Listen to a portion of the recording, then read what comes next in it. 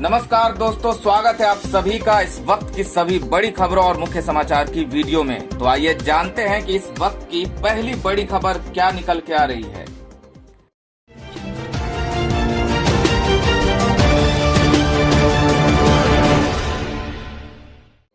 दोस्तों, इस वक्त की जो पहली बड़ी खबर निकल के आ रही है उसमें बता दें आपको कि देश में संक्रमित मरीजों की संख्या बढ़कर 13,387 हुई। अब तक 437 लोगों की मौत। यहाँ दोस्तों आपको बता दें कि देश में कोरोना वायरस का कहर थमने का नाम नहीं ले रहा है। स्वास्थ्य मंत्रालय के आंकड़ों के मुताबिक देश में संक्रमित मरीजों की संख्या 13,387 हो गई है। इनमें 11,201 एक्टिव मरीज हैं, जबकि 437 लोगों की अब तक मौत हो चुकी है। वहीं 1748 लोग अब तक ठीक हो चुके हैं। पिछले 24 घंटे में 23 मरीजों की मौत हो चुकी है। अब तक कुल 437 मौतों में से सबसे ज्यादा 194 मौतें महाराष्ट्र में हुई है।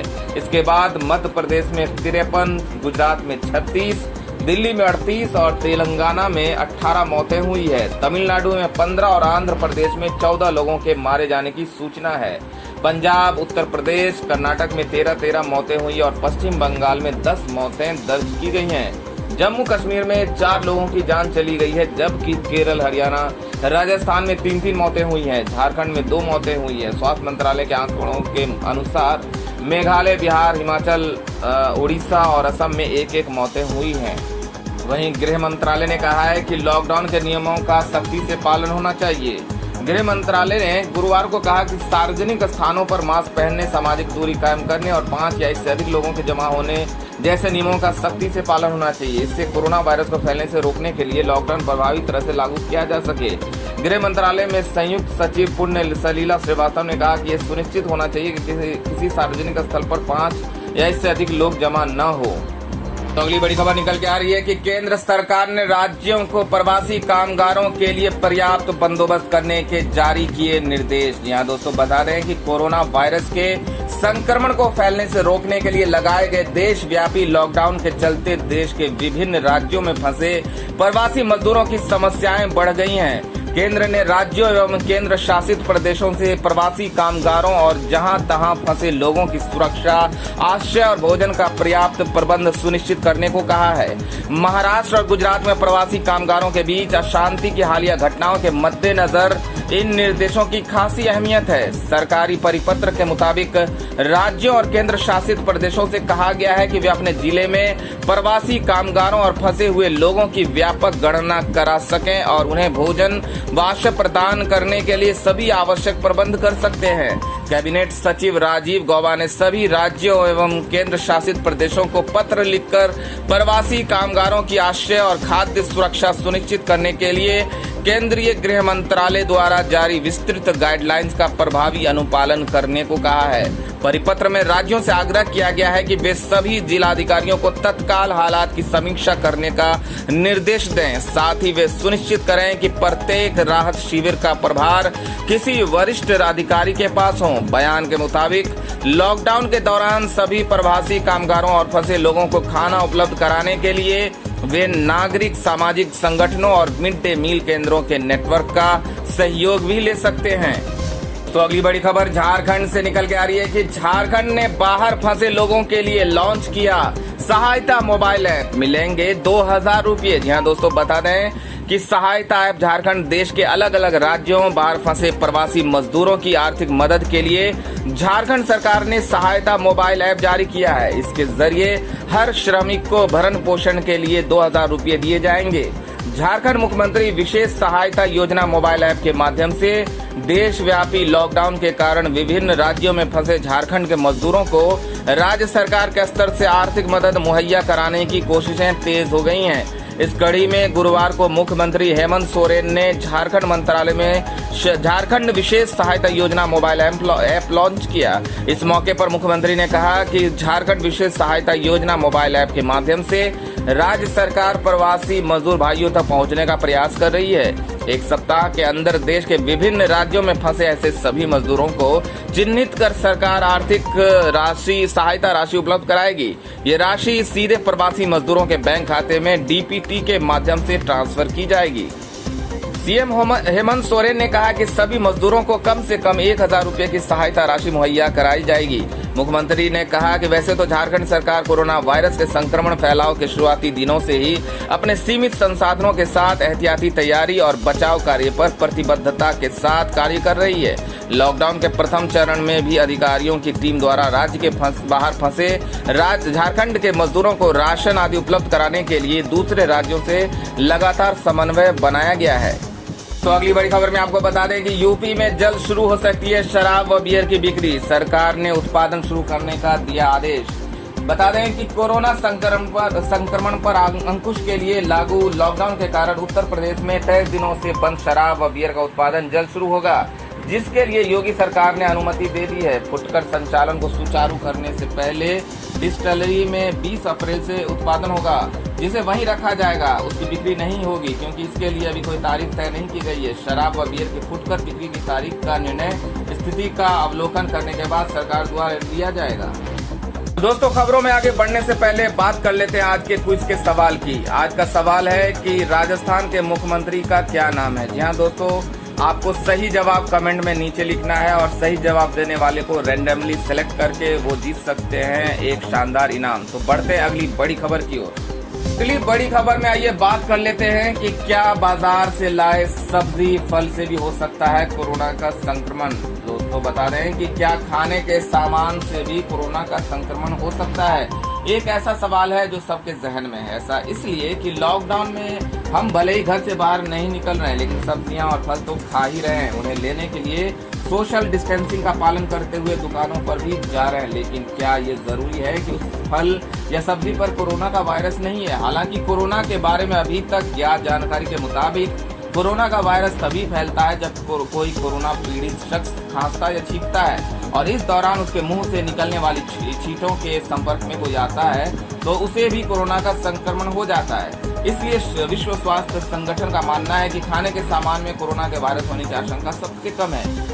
इसकी एक और वजह यह है कि आप खाने के लिए सब्जियां लाते हैं तो उसे एक हाई टेम्परेचर पर पकाते हैं और जिस टेम्परेचर पर खाना पकता है उस टेम्परेचर पर कोई वायरस जिंदा नहीं रह सकता। इसके अलावा फलों को खरीद कर लाने के बाद लोग उसे पानी से अच्छी तरह से धोकर ही खाते हैं। कोरोना के इस दौर में फलों को काटने के लिए इस्तेमाल होने वाले चाकू को भी लोग अच्छी तरह धोकर इस्तेमाल कर रहे हैं। इसके अलावा डॉक्टरों ने ये साफ कर दिया कि कोरोना का वायरस खाने में पैदा नहीं हो सकता, हालांकि वो खाने में कुछ देर के लिए जिंदा रह सकता है। तो दोस्तों, आप लोगों को क्या लगता है कि कोरोना वायरस से बचने का बस एक तरीका लॉकडाउन ही है या अपने स्तर पे हमें और भी एहतियात बरतने की जरूरत है? हमें कमेंट करके जरूर बताएं और अपने शहर की स्थिति भी हमें जरूर बताएं। तो बढ़ते हैं अगली बड़ी खबर की। दोस्तों, अगली बड़ी खबर में आपको बता दें कि मनी लॉन्ड्रिंग मामले में ईडी ने मरकज के मुखिया मौलाना साद के खिलाफ दर्ज की एफआईआर। पूछताछ के लिए जारी होगा नोटिस। यहाँ आपको बता दें कि प्रवर्तन निदेशालय ने निजामुद्दीन स्थित तबलीगी जमात के मरकज के मुखिया मौलाना साद के खिलाफ मनी लॉन्ड्रिंग के मामले में केस दर्ज किया है। ये एफआईआर दिल्ली पुलिस की एफआईआर के आधार पर हुई है। ईडी इस मामले में जल्द ही मौलाना साद के अलावा अन्य और लोगों को पूछताछ के लिए नोटिस जारी करेगी। अधिकारियों ने ये जानकारी दी। आपको बता दें कि निजामुद्दीन इलाके में मौजूद जमात के मरकज में रह रहे कई जमातियों का कोरोना टेस्ट पॉजिटिव आया है, जिसके बाद हड़कंप मच गया था। इस मामले में दिल्ली पुलिस ने भी मौलाना साद के खिलाफ मामला दर्ज किया है। आपको बता दें कि इससे पहले आज क्राइम ब्रांच ने खुलासा किया था कि मरकज के कार्यक्रम के शुरू होने से पहले मौलाना साद के दिल्ली के एक बैंक अकाउंट में विदेशों से पैसे का ट्रांजैक्शन फ्लो अचानक से बढ़ गया, जिसके चलते निजामुद्दीन में मौजूद बैंक के अधिकारियों ने मौलाना साद के चार्टर्ड अकाउंट को बुलाकर पूछा था कि अचानक से इस बैंक अकाउंट में इतना पैसा कैसे आ रहा है, इस पैसे का सोर्स क्या, आखिर कौन लोग हैं जो पैसा डाल रहे हैं और किस मकसद से।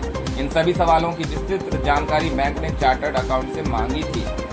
बैंक अधिकारियों ने मरकज के प्रमुख मौलाना साद से मिलने के लिए भी कहा। पुलिस सूत्रों के मुताबिक उस बैंक के अधिकारियों ने मौलाना साद से भी मिलने के लिए कहा था, जिस पर चार्टर्ड अकाउंटेंट ने बैंक अधिकारियों को ये बोलकर पल्ला झाड़ लिया कि मौलाना साहब बहुत बड़े आदमी हैं, वो ऐसे किसी से नहीं मिलते।